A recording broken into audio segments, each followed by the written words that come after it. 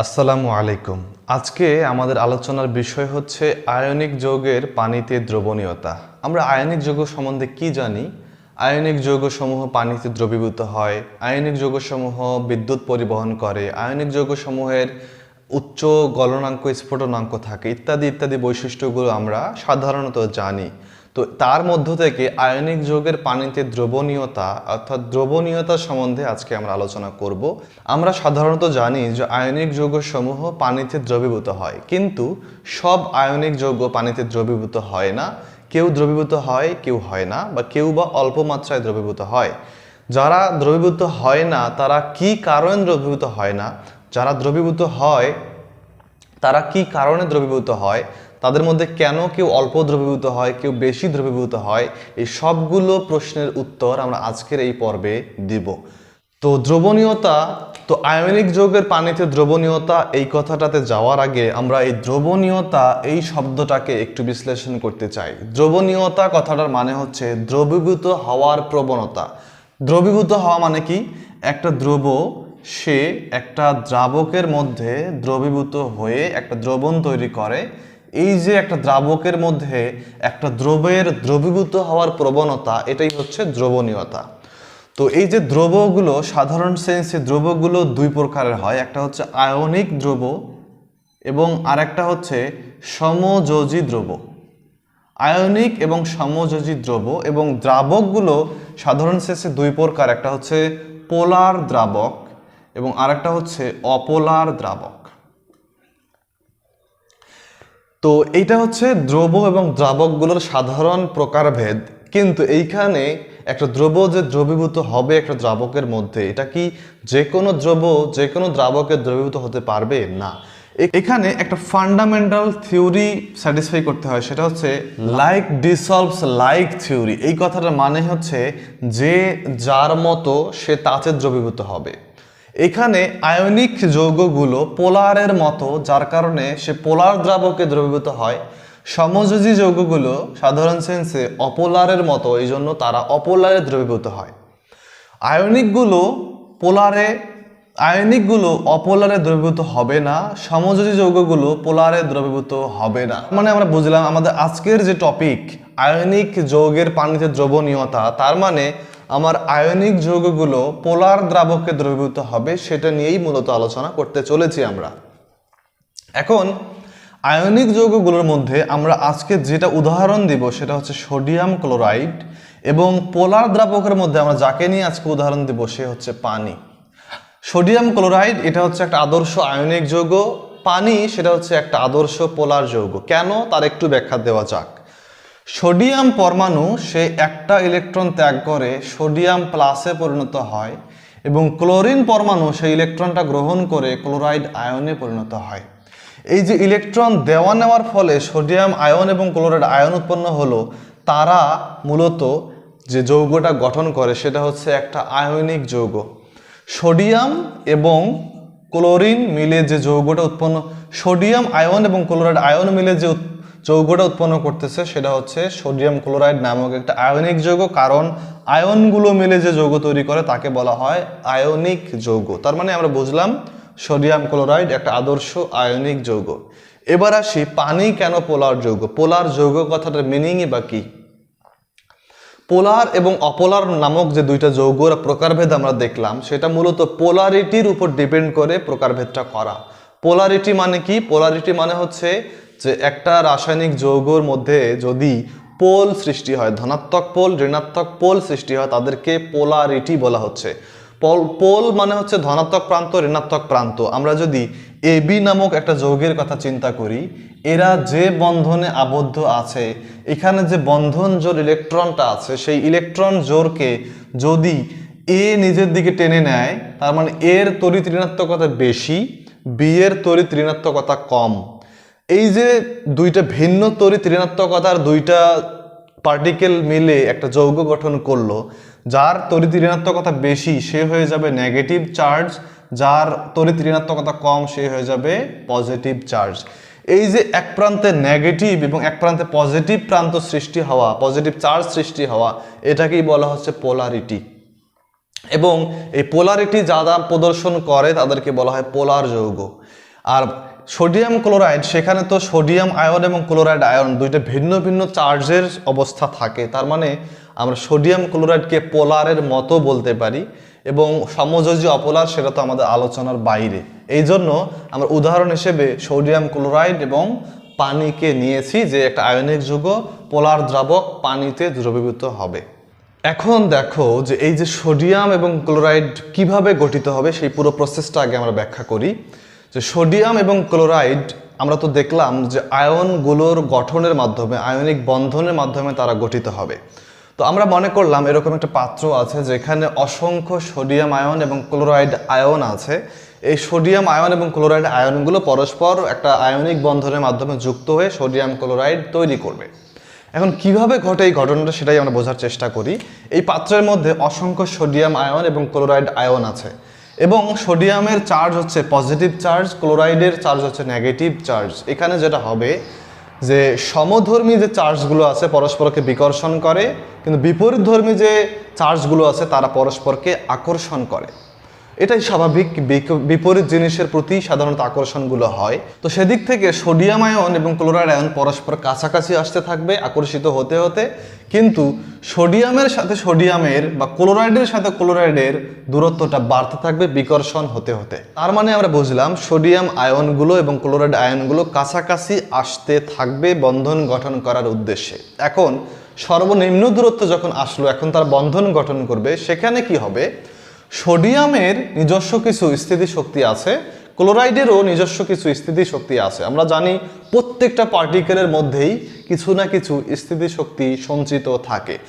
এই যে স্থিতিশক্তি, sodium ion এবং ক্লোরাইড আয়নের যে স্থিতিশক্তি, যখন তারা পরস্পর আবদ্ধ হবে তখন নিজের কিছু স্থিতিশক্তি সে রিলিজ করে বা তার স্থিতিশক্তি হ্রাস পায়। সোডিয়ামের এবং ক্লোরাইডের নিজস্ব স্থিতিশক্তি হ্রাস করে তারা পরস্পর বন্ধন গঠন করে সোডিয়াম ক্লোরাইডে পরিণত হচ্ছে। তাহলে সোডিয়াম আয়ন এবং ক্লোরাইড আয়ন কাছাকাছি এসে বন্ধন গঠন করতেছে, করে সোডিয়াম ক্লোরাইড নামক সলিডে পরিণত হচ্ছে, এবং সেখানে তাদের স্থিতিশক্তি হ্রাস পাচ্ছে, কমে যাচ্ছে। এই শক্তিটা যাবে কোথায়? কোথাও যায় না, এই শক্তিটা তারা রিলিজ করে দেয়। এখানে আমরা বুঝলাম সোডিয়াম এবং ক্লোরাইড যখন আয়ন গঠন করে, তার মানে যখন বন্ধন গড়ে তখন কি হয়? এনার্জি তারা কি করে? এনার্জি রিলিজ করে, এবং রিলিজ হয় মানে ডেলেইজ হচ্ছে নেগেটিভ। আমরা জানি তাপ উৎপাদী প্রক্রিয়ার ক্ষেত্রে ডেলেইজ তথা এনথালপি পরিবর্তন নেগেটিভ হয়।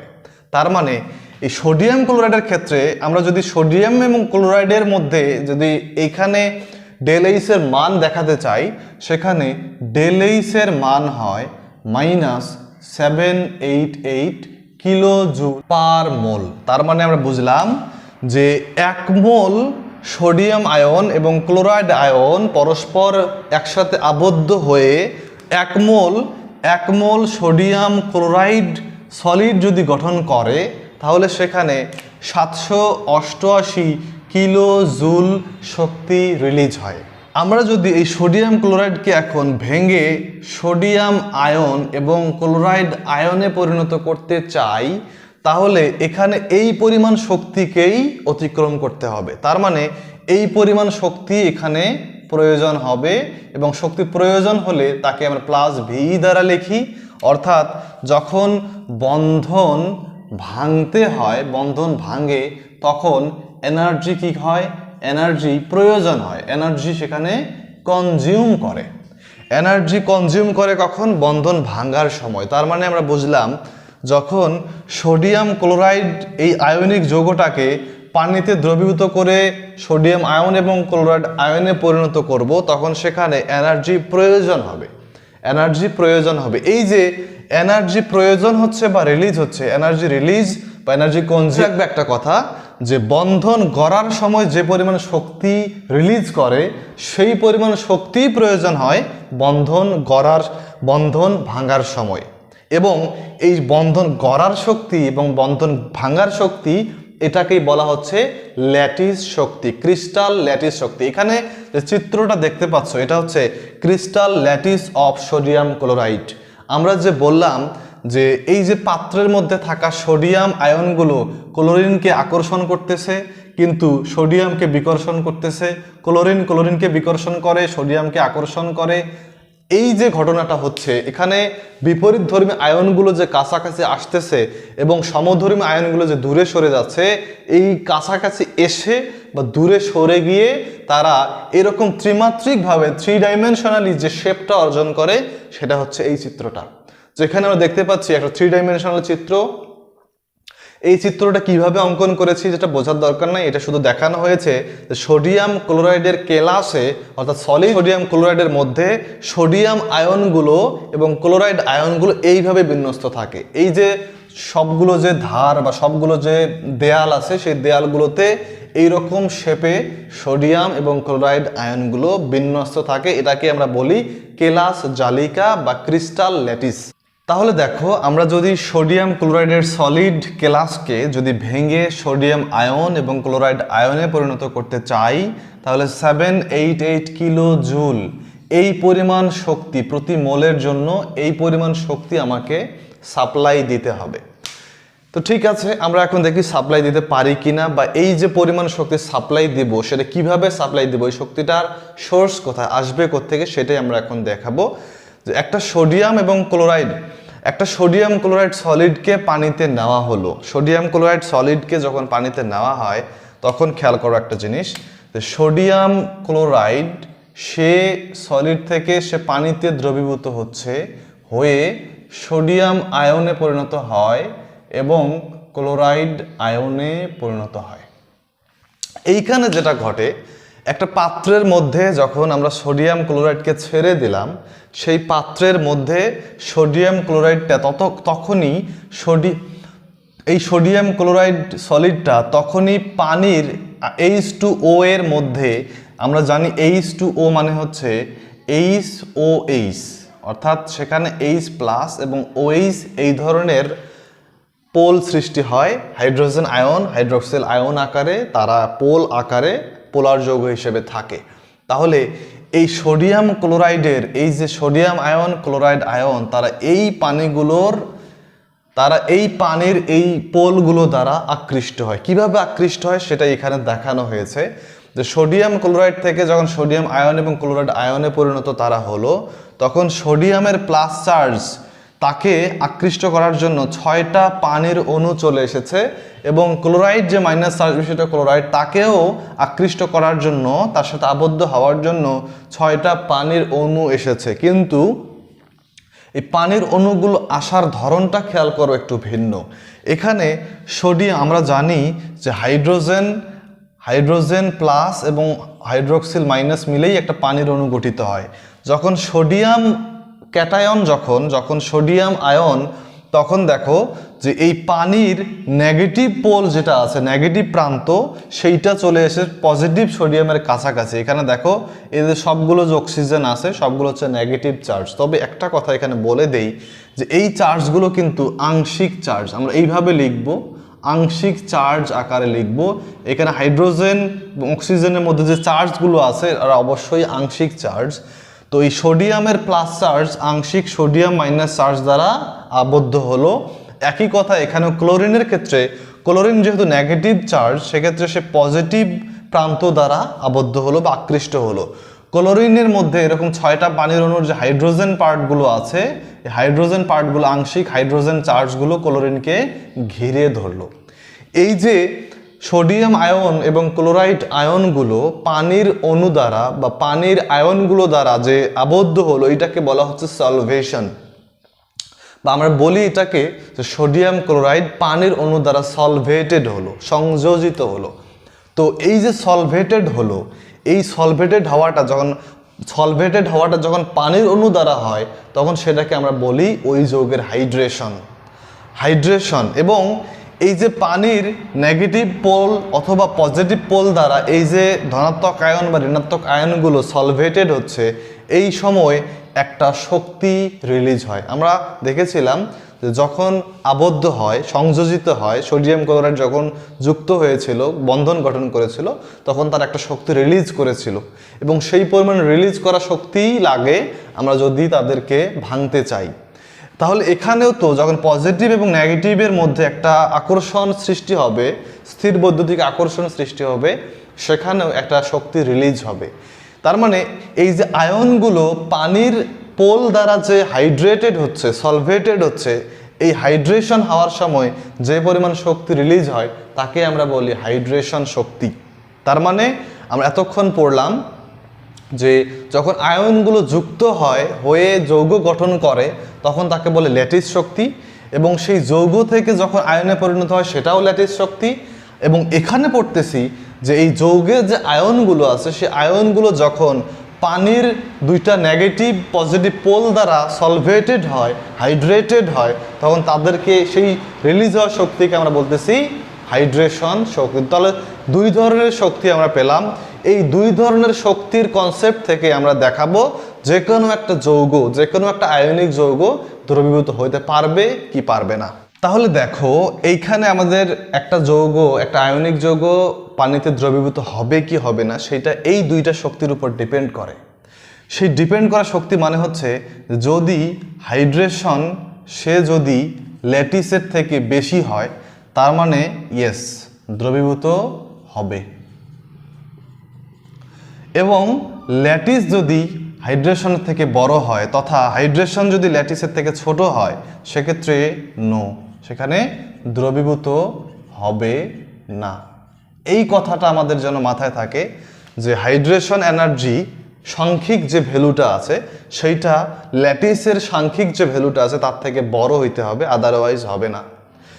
ল্যাটিস এনার্জি যদি কখনো হাইড্রেশন এনার্জি থেকে বেশি হয়ে যায় তাহলে তারা দ্রবীভূত হবে না। আমরা একটা কমন সেন্স থেকে বোঝার চেষ্টা করি। ল্যাটিস এনার্জি হচ্ছে এই পরিমাণ শক্তি প্রয়োজন হবে, আর হাইড্রেশন এনার্জি হচ্ছে এই পরিমাণ শক্তি উৎপন্ন করা সম্ভব হবে। ল্যাটিসকে ভাঙার জন্য, ক্রিস্টাল ল্যাটিসকে ভাঙার জন্য ল্যাটিস এনার্জি প্রয়োজন হয়। মনে করো যদি 200 কিলো জুল প্রয়োজন হয় ল্যাটিসকে ভাঙতে হলে, তাহলে পানি দ্বারা যখন সলভেটেড হবে তখন হাইড্রেশন শক্তি উৎপন্ন হয় মনে করো 100 কিলো জুল। তাহলে দরকার হচ্ছে 200 কিলো জুল, আমি দিতে পারলাম 100 কিলো জুল, তার মানে আমরা বুঝতেছি এনাফ শক্তি দেওয়া হয় নাই, তার মানে ল্যাটিসকে ভাঙাই সম্ভব হবে না। ল্যাটিসকে ভাঙা সম্ভব না হলে দ্রবীভূত হবে না। তার মানে ল্যাটিস যদি হাইড্রেশনের থেকে বড় হয় তাহলে দ্রবীভূত হবে না। কিন্তু বিপরীত যদি ঘটনা হইতো, যদি এইটা 200 হইতো কিন্তু হাইড্রেশন শক্তি যদি হইতো 300 কিলো জুল যদি হইতো, যতটুকু দরকার তার থেকে বেশি পরিমাণ যদি সাপ্লাই দেওয়া সম্ভব হইতো, উৎপন্ন করা সম্ভব হইতো, তাহলে আমরা বুঝতাম যে না, যতটুকু প্রয়োজন তার থেকে বেশি শক্তি উৎপন্ন করা সম্ভব হয়েছে, তার মানে অবশ্যই সে ভাঙতে বাধ্য, সেক্ষেত্রে সে দ্রবীভূত হবে।